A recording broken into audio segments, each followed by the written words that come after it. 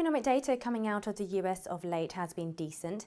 However, I spoke to Haig Bathgate, joint CEO of investment management firm TCAM, about whether or not the Brexit could derail the US recovery, anticipated interest rate hikes by the Federal Reserve, and the US dollar strength. I don't think so. Our view is that this is a very short-term impact. Clearly what it's done is it's pushed out expectations of interest rates being increased and has pushed out the likelihood of them being increased. We saw the Federal Reserve taking into consideration what was going on with China, and they've also referenced what's happened in Europe with Brexit. So certainly it's pushed out the prospect of interest rates increasing, but I think it's going to be a short-lived impact, and it's going to be purely related to sentiment. What happens in the UK or within Europe to a greater or lesser extent is not going to have really any meaningful impact on the US economy. Now, Janet Yellen did seem quite upbeat in July's FOMC meeting. Do you think that the market could be pricing in a rate hike before the end of the year? Yeah, I think so.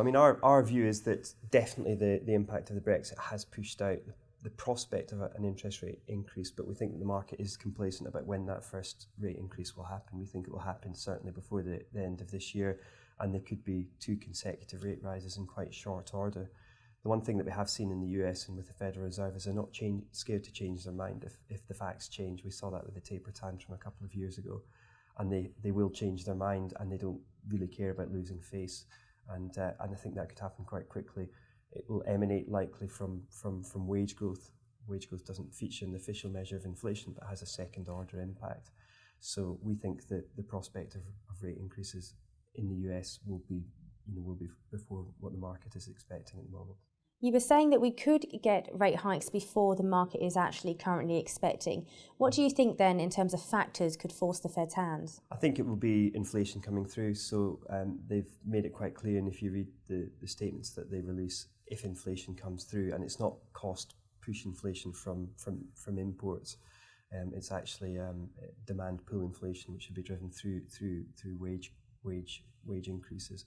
That's where they'll increase rates, and we've seen this historically as well, that the Fed will react in quite a meaningful fashion if they see inflation come into the system. What about the US dollar then? How far can it rally against sterling, and what would this mean for inflation, as you were saying? Yeah, well, we think, and we've seen this historically as well in the aftermath of the credit crisis.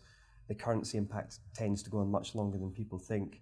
If you remember, we got down close to parity against the euro in the aftermath of the credit crisis in 2009. So we think it could go down to about 120 against the dollar, but then we think it would start to rebound thereafter.